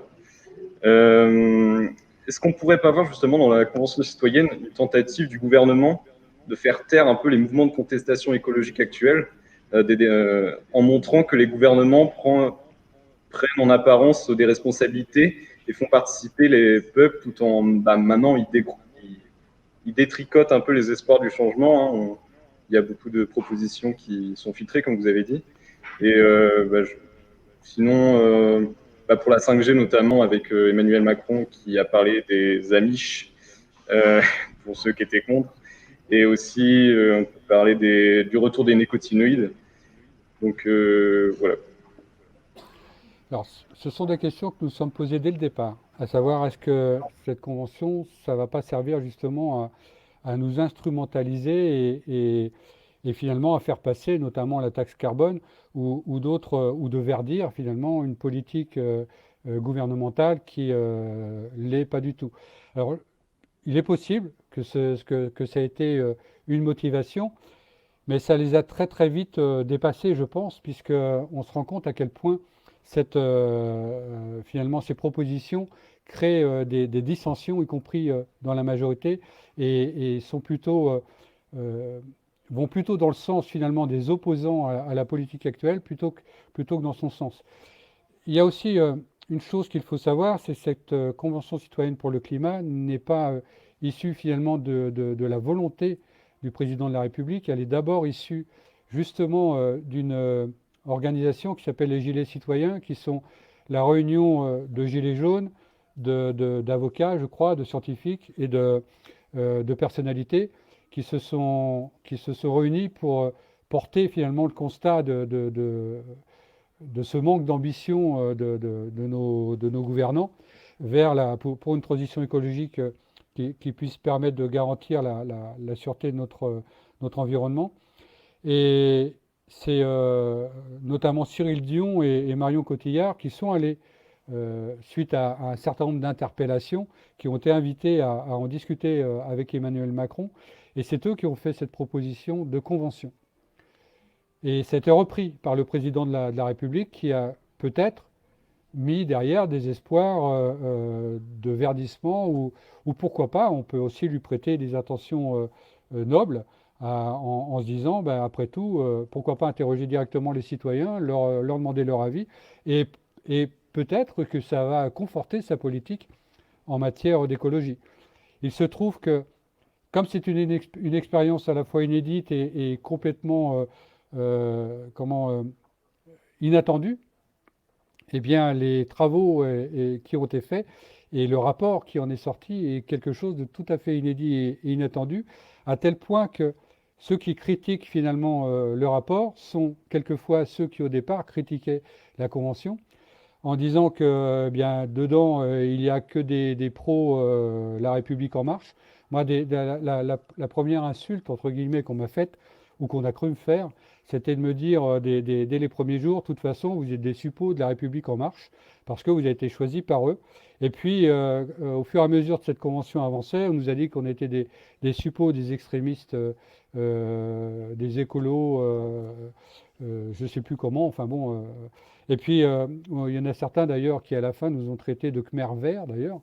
Et puis, on a été aussi accusés d'être des extrémos, des extrémistes gauchistes, etc. Enfin bon, donc on a tout eu. Et à mon avis, tout simplement parce que on grattait finalement quelque chose chez la plupart des politiques, parce que toutes ces attaques nous sont arrivées par des politiques, mais aussi par des éditorialistes. Et on sait qu'ils ont tous la science infuse. Et donc, à un moment donné, il a fallu qu'ils disent quelque chose, ne serait-ce que pour faire le buzz. Les Khmer verts, ça vient de chez eux, notamment. Et je pense qu'on était accusés de tous les maux, parce que justement, ce rapport est le reflet non pas d'idées ou d'intentions, ou comme l'a dit la FNSEA, qu'on avait été manipulé ou qu'on nous a tenu le stylo. Loin de là, c'est que simplement, nous nous sommes appropriés finalement des propositions qui flottaient dans l'air.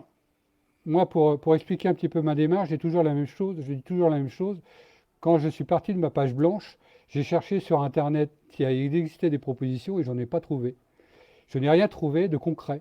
J'ai trouvé des grandes idées, et ça c'est facile pour une association, pour une ONG, pour un politique, pour un citoyen, d'avoir des grandes idées. Moi j'en avais, hein, comme tout le monde, mais quand il a fallu les mettre finalement, faire une proposition concrète, ben, j'en ai pas trouvé.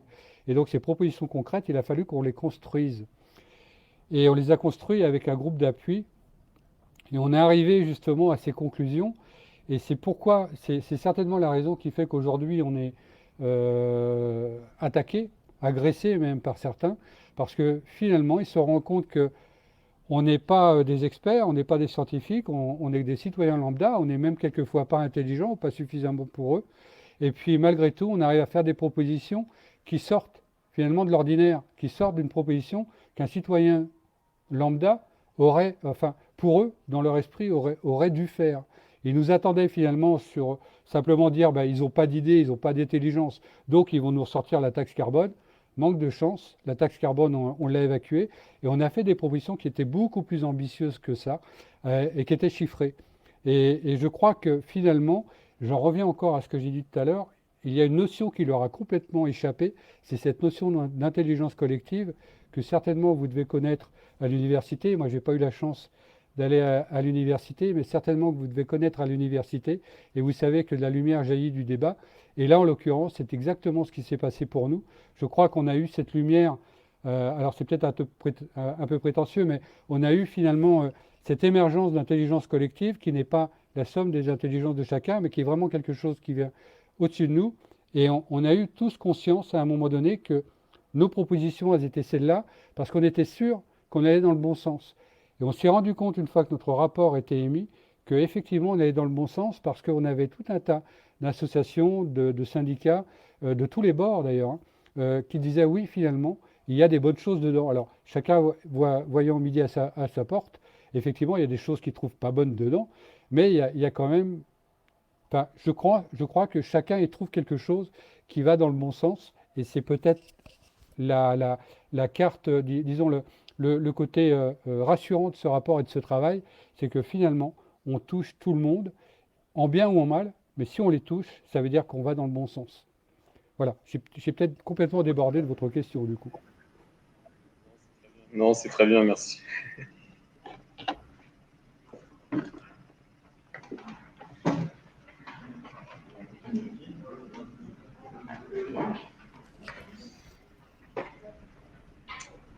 Bonsoir, moi j'avais une question par rapport à votre vision. Enfin, par exemple, vous avez pris conscience que c'était une question de vie ou de mort suite à la Convention, et du coup je voulais savoir si par exemple vous êtes déprimé, enfin, si ça a changé radicalement votre regard vis-à-vis du futur, etc. Alors, je pense que comme tout le monde, à partir du moment où on a cet éclairage, et je l'ai dit au début, on a les scientifiques, on a les citoyens, et on a tout un tas de filtres au milieu.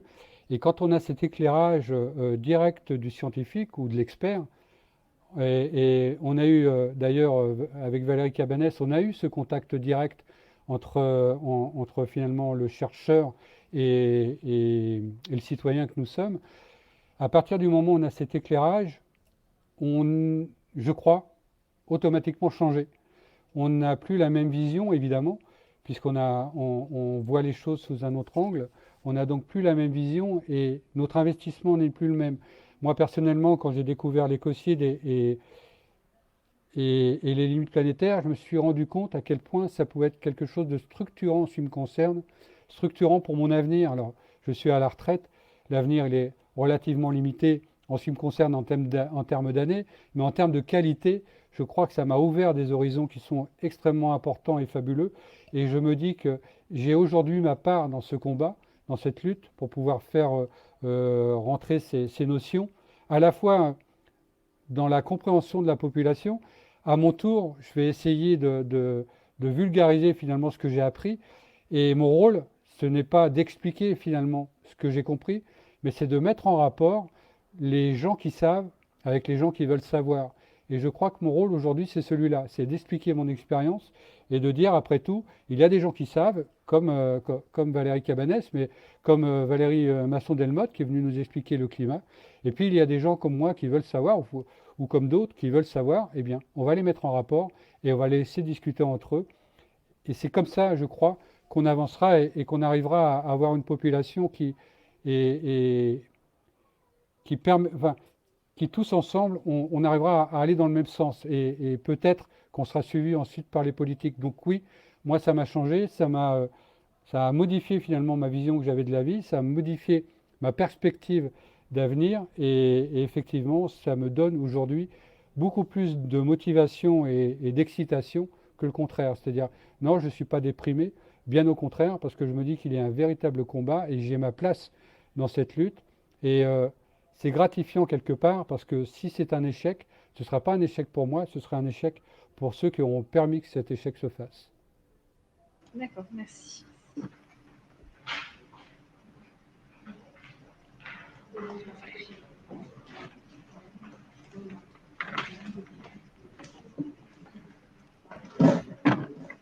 Bonsoir. Merci Monsieur Kilidza pour votre réponse. Et merci encore pour votre présence au sein de cette conférence sur la Convention. J'aimerais poser une question à Madame Valérie Cabanès. Reprenons un peu les dernières choses dont on parlait juste avant de passer aux questions précédentes. Je voulais savoir quelles étaient les réactions attendues des différents acteurs économiques quant à la mise en place. On va partir du postulat que le crime d'écocide est reconnu. Quelles sont les différentes alternatives du coup qui s'offriraient à l'économie à la suite de cette décision? Parce que comme on en parlait juste avant, c'est vrai qu'il y a quand même pas mal de conflits d'intérêts qui touchent entre la préservation de l'environnement et des standards de croissance.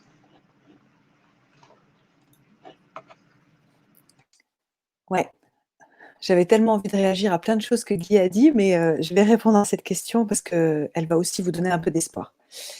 Alors, en fait, il faut comprendre plusieurs choses. Il faut comprendre qu'il y a d'une part beaucoup d'entreprises, ça c'est ce qui me revient dans les conférences que je peux donner face à des entreprises ou à des entrepreneurs, qui se plaignent justement de ne pas avoir de boussole. Ils ne savent pas ce qu'ils ont droit ou pas droit de faire, justement pour participer à cet effort collectif pour résoudre la crise climatique et la crise écologique. Et donc, ils sont plutôt favorables en fait à un cadre contraignant, mais il faut comprendre comment un PDG fonctionne. Un PDG, en fait, n'a pas vraiment de pouvoir décisionnaire. Qui a un pouvoir décisionnaire? Ce sont les actionnaires, majoritairement, et puis ce sont aussi les investisseurs. Pourquoi? Parce que, reprenons l'histoire des énergies fossiles. Si on prend une entreprise qui exploite le pétrole, tous les puits de pétrole, les exploitations qu'ils ont depuis, je ne sais pas, une quinzaine d'années par exemple, ont été financés, ils ont demandé des prêts à des investisseurs, à des grandes banques, à des États, à des actionnaires. Ils ne mettent pas d'argent en propre, ils ne mettent pas de fonds propres de l'entreprise pour ces projets-là. Ce qui veut dire qu'ils doivent encore rembourser ces emprunts et donc ils doivent encore avoir un rendement sur ces exploitations pétrolières. En revanche, beaucoup d'investisseurs aujourd'hui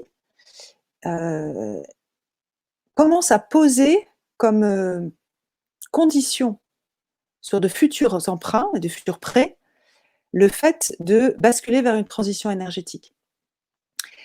Donc, ce qui veut dire très concrètement que si le crime d'écocide ou les limites planétaires étaient reconnues, cela poserait un cadre, c'est-à-dire un peu des panneaux stop sur la route ou des panneaux à 70 km/h qui permettraient en fait à ces entreprises de savoir à quel moment elles prennent délibérément la décision de dépasser cette limitation de vitesse, si je puis dire. Et en même temps, elles permettraient aux patrons d'entreprise, aux PDG, parce qu'ils ont une responsabilité pénale à cause du crime d'écocide, ça leur permettrait de pouvoir dire non aux actionnaires. Ils pourraient beaucoup plus facilement s'opposer à la recherche de profit à tout prix des actionnaires en leur disant « moi j'ai une responsabilité pénale qui m'engage et qui fait que je ne peux pas tolérer qu'on aille encore exploiter les sables bitumineux en Alberta aux États-Unis, forer en Arctique, détruire des réserves naturelles en Ouganda, comme le fait Total en ce moment, par exemple. Donc, il y a plusieurs paramètres. Il y a une grande majorité d'entreprises qui disent être prêtes pour la transition écologique et qui ont besoin d'un cadre contraignant qui leur permette de dire non aux actionnaires. Il y a des investisseurs qui commencent à faire pression sur les multinationales, voire même des économistes qui murmurent à l'oreille des grands de ce monde, avec qui je commence à être en contact, qui me contactent directement et qui me disent, je ne donnerai pas de nom, mais qui me disent, on essaye de pousser les gouvernements à profiter du plan de relance post-Covid pour vraiment amorcer une transition écologique sérieuse, et le crime d'écocide nous intéresse vraiment beaucoup. Et donc, on est prêt à dire au gouvernement de soutenir cette demande. Mais il y a quelques irréductibles qui ne veulent pas en entendre parler parce que ils veulent du business as usual, ils veulent continuer à produire des énergies sales parce qu'ils en ont les moyens techniques et que c'est plus facile pour eux. Et justement, ces gens-là, ben, il va falloir à un moment donné les contraindre, et ils feront tout ce qu'ils peuvent pour l'instant pour empêcher que ça fonctionne.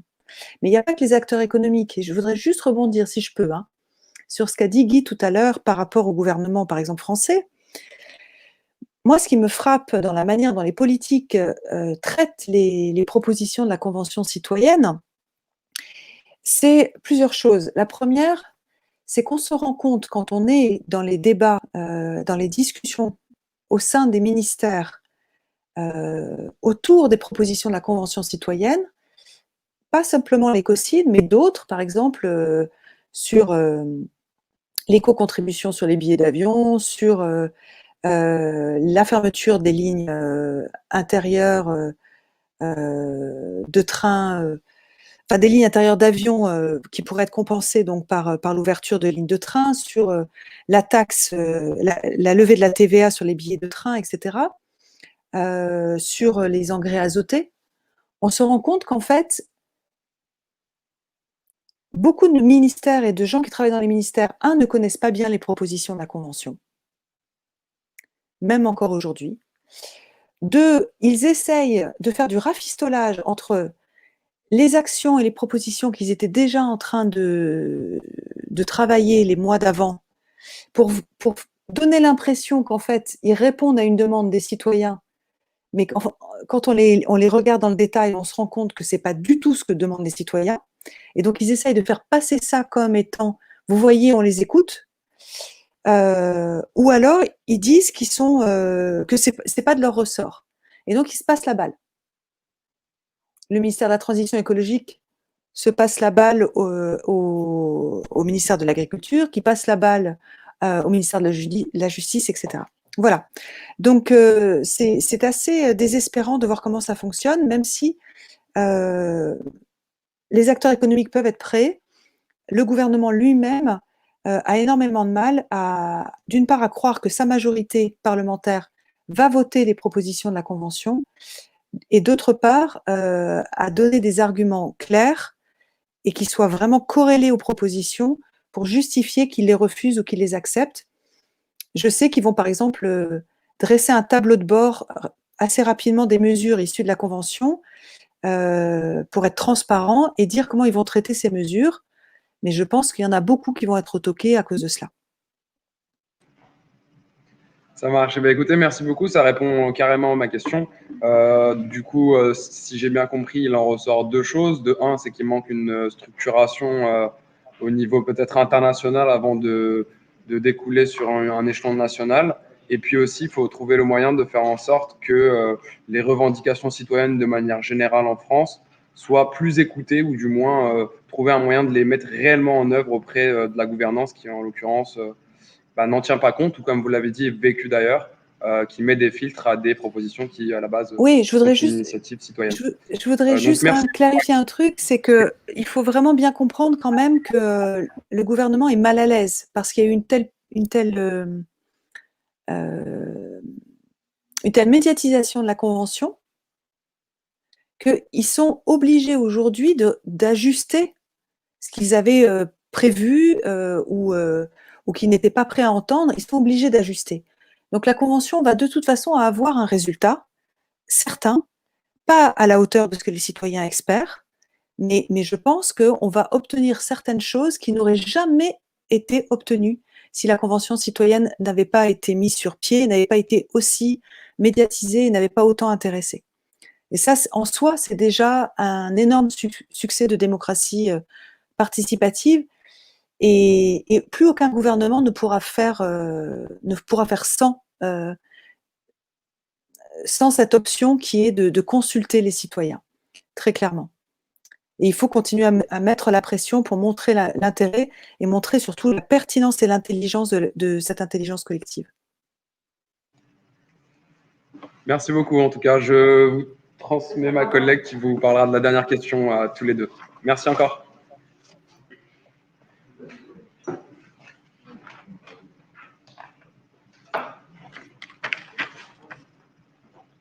Bonsoir. Du coup, moi, vous venez de répondre à la question en fait que j'allais vous poser, qui était en quoi cette convention citoyenne a-t-elle plus de chances d'aboutir à de véritables mises en œuvre et est-ce qu'on peut garder espoir et finir sur une note positive? Moi, j'ai répondu, donc je vais laisser Guy répondre. Il a sûrement d'autres éléments que moi. Je vous ai donné mon impression par rapport aux éléments que je reçois, je dirais en tout cas des associations qui continuent à négocier avec le gouvernement et qui maintenant, à l'inverse, comme l'a dit Guy, du début, où ils n'étaient pas d'accord de soutenir la Convention parce qu'ils considéraient qu'ils étaient les experts et que la Convention ne pouvait rien apporter. Aujourd'hui, les associations s'appuient sur ce que demande la Convention pour appuyer des demandes qu'ils font depuis très longtemps. Ça, c'est très rigolo à lire. J'en ai la preuve sous les yeux là, de mails que je reçois. Voilà. Et en soi, déjà, ça, c'est une sacrée réussite.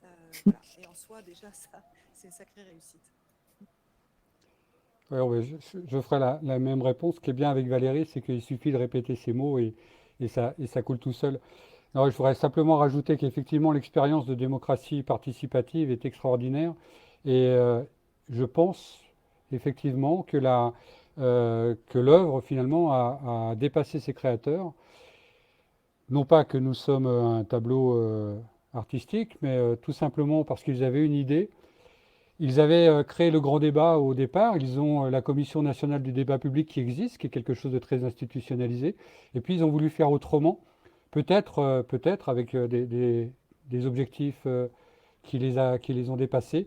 Et on s'est retrouvé avec cette Convention citoyenne qui est une véritable expérience de démocratie participative. Et le citoyen, moi qui suis issu de nulle part et qui aurait dû rester dans mon coin, un jour on m'a demandé de m'exprimer, et de m'exprimer non pas simplement sous forme d'un bulletin de vote ou d'une enquête publique, mais d'aller m'expliquer, de faire une proposition et d'aller les défendre devant l'exécutif qui, en règle générale, on ne les voit que derrière l'écran de la télévision et pas beaucoup plus loin.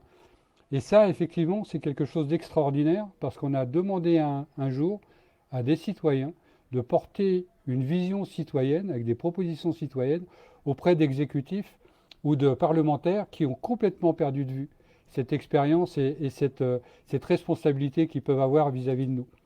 Et ça, je crois que ça a dépassé à la fois les créateurs et les initiateurs de cette convention, mais je pense que ça a surpris aussi beaucoup de gens, beaucoup de personnes, et cette notion de démocratie participative est en train de faire son chemin, j'en suis persuadé. D'ailleurs, il y a des propositions pour que ça puisse rentrer, c'est combattu, je crois, par le Sénat, mais c'est pas grave, le Sénat n'aura pas le dernier mot, mais c'est aujourd'hui débattu pour que ça puisse rentrer dans une des attributions du CESE, c'est participation citoyenne, et je crois qu'on est à la veille d'un changement finalement radical de politique, et il n'est pas possible que dans les années qui viennent, ce type de participation soit quelque chose qui rentre finalement dans les habitudes et qui permette enfin à nos politiques de faire une politique qui viendra dans notre sens et pas une politique qui leur conviendra finalement. Alors, je m'exprime peut-être un peu mal sur la vision que j'ai moi du futur, mais je crois qu'effectivement cette notion de participation citoyenne est quelque chose qui, à mon avis, va faire date. Et c'est pour ça que je suis assez excité d'en avoir fait partie parce que c'est quelque chose qui, j'espère, vous vivrez d'une façon beaucoup plus régulière. D'accord, merci beaucoup à vous deux.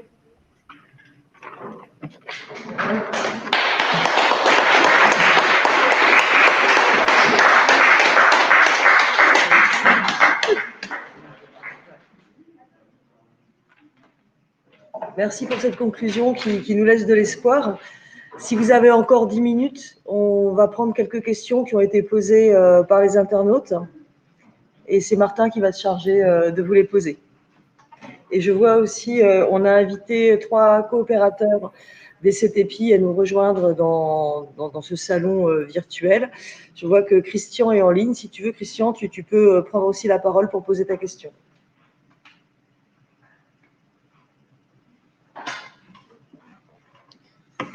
Rebonsoir à vous deux et merci pour vos interventions qui étaient très complètes et pertinentes. Donc, on a eu voilà, 2 petites questions d'internautes en ligne. Donc, une première question provenant de Clara Goujon, qui est en Espagne, en Erasmus. Étudiante, ouais. Sa question est voilà. Ah oui. Si les propositions ne sont pas respectées, exagérément filtrées, dénaturées, quel recours reste-t-il aux citoyens? Moi, je serais tenté de dire l'opinion publique, on n'a pas de recours tel quel. Encore que je me suis laissé dire qu'après tout, à partir du moment où le président de la République avait installé une convention citoyenne, c'était donc un acte réglementaire, législatif. Je ne sais plus comment on disait ça, constitutionnel. Enfin, il y avait cette notion-là. Et qu'à partir du moment où le président de la République avait installé cette convention, où il y avait possibilité de lui demander de respecter finalement ses engagements, puisque c'était un engagement de l'État qui était pris. Donc la parole du président est quelque chose d'assez, comment dire, sacré. Alors, je ne sais pas les termes exacts, il faudrait que ce soit un juriste et je crois que Valérie sera plus capable que moi de répondre. Mais je crois quand même que l'essentiel finalement du recours, ce sera l'opinion publique. Merci pour votre réponse. On a une seconde question qui s'enchaîne, question qui vient d'un ami de Tanguy. Est-ce que vous pensez que la mise en place d'une convention citoyenne au niveau européen serait une bonne chose? En fait, ça existe déjà, d'une certaine manière. C'est dans le cadre. Alors, il y a 2 choses. Il y a des enquêtes citoyennes qui sont proposées par la Commission européenne pour donner son avis sur des propositions de directives.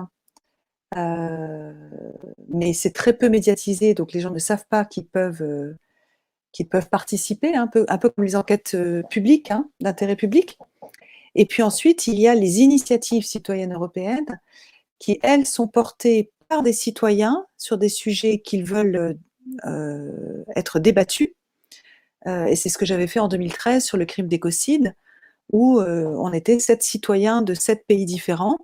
Et on a donc lancé une initiative pour collecter 1 million de signatures en Europe, de manière à ce que la Commission européenne soit obligée, en tout cas, elle ne peut pas être obligée de légiférer, mais elle est obligée de donner des arguments pourquoi elle ne le ferait pas. Voilà. Donc, ce n'est pas exactement des conventions citoyennes, mais il y a un outil de démocratie participative et directe qui a été mis en place par le traité de Lisbonne, et qui permet donc effectivement aux citoyens quasiment de voter en ligne sur des propositions de directives européennes. En revanche, ce que je peux rajouter, et c'est intéressant, c'est que la Convention citoyenne pour le climat en France a inspiré d'autres initiatives dans d'autres pays européens. J'ai été invitée par exemple en Belgique en juillet et j'ai rencontré la présidente du Parlement bruxellois qui met sur place une convention citoyenne inspirée par celle de France et qui, voilà. Et j'ai l'impression que même au niveau fédéral, c'est quelque chose qui est en train d'être envisagé par certains pays. Et puis, il faut savoir qu'il y a des conventions citoyennes qui commencent à émerger dans les territoires. Et je crois que le territoire de Lorient, à un moment donné, il avait été envisagé qu'une convention soit mise en place, comme sur le territoire de Arles, par exemple.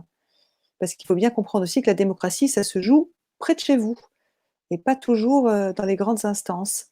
Il faut que vous preniez en main votre propre destin et il y a beaucoup de choses que vous pouvez déjà décider collectivement pour votre propre territoire. Très bien, merci beaucoup pour votre réponse. On a une dernière question qui ne provient pas du chat. Une question qui s'adresse pour vous, Madame Cabanès. Comment, c'est-à-dire de quelle façon, pouvez-vous, concernant l'affaire du siècle, envisager d'utiliser les médias pour communiquer au grand public les résultats de ces actions? Vous voulez dire de l'issue de l'affaire du siècle?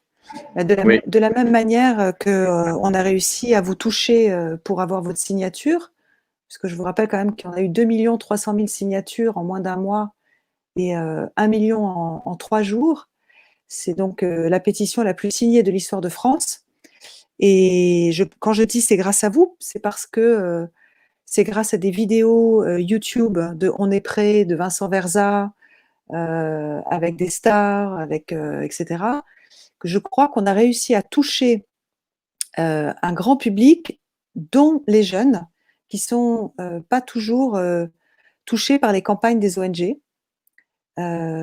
parce qu'elles communiquent de manière plus traditionnelle. Donc en utilisant les réseaux sociaux, en utilisant YouTube, on a réussi à vous informer. Et on fera la même chose au moment de la remise du recours. Si on n'est pas content, par exemple, il est évident qu'on va faire une campagne.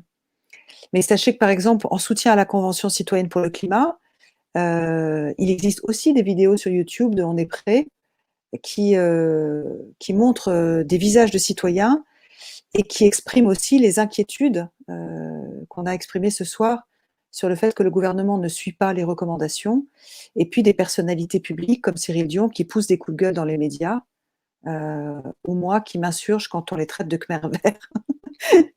Donc on fait tout ce qu'on peut voilà, pour médiatiser, et vous aurez une médiatisation probable, ne vous inquiétez pas des résultats de l'affaire du siècle.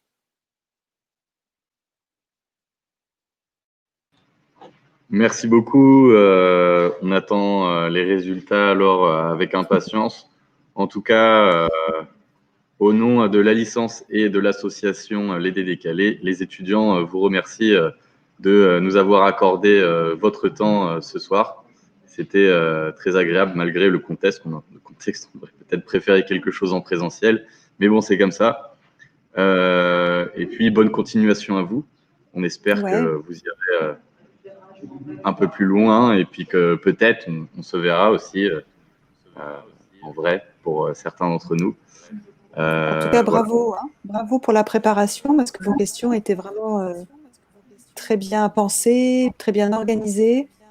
Voilà, ça rend finalement, je trouve ça très dynamique, je trouve ça presque plus intéressant qu'une conférence. Je ne sais pas ce que tu en penses, Guy, mais... Ouais, de toute façon, je vais d'expérience en expérience inédite, donc voilà, c'était une expérience inédite supplémentaire. C'est beaucoup apprécié, effectivement, le fait d'avoir des réponses, enfin des questions, les réponses, je ne les avais pas forcément, mais j'ai beaucoup apprécié parce que on est dans un format tout à fait différent, à savoir, on ne nous demande pas notre avis sur les propositions, et c'est finalement le contact qu'on a en général, c'est pourquoi cette proposition et pourquoi vous n'avez pas mis la virgule à cet endroit-là. Et là, c'est plutôt sur l'ambition, et je crois que en ce qui concerne les citoyens et cette convention citoyenne, c'est vraiment l'ambition et la philosophie des mesures qui sont importantes, et c'est ce qu'on porte auprès des ministères. C'est pas trop la mesure par elle-même, parce que de toute façon, on n'ira pas la renégocier. Elle existe, elle est écrite, et c'est comme ça qu'ils doivent la prendre. S'ils la prennent différemment, c'est leur responsabilité. Mais nous, on porte une ambition derrière, on porte un raisonnement, on porte une philosophie, et c'est ça qu'on essaye de faire passer. C'est pourquoi cette mesure est arrivée là et pourquoi pas une autre. Et c'est pour ça que ce genre de formule enfin, moi j'apprécie beaucoup parce que ça permet de rester naturel, comme si on discutait au café du coin. D'ailleurs, tout de suite après, j'irai boire un coup. Nous tâcherons de faire de même. Merci beaucoup. Passez une bonne soirée et Yermat, comme on dit ici. Ouais, Yermat. Kenavo.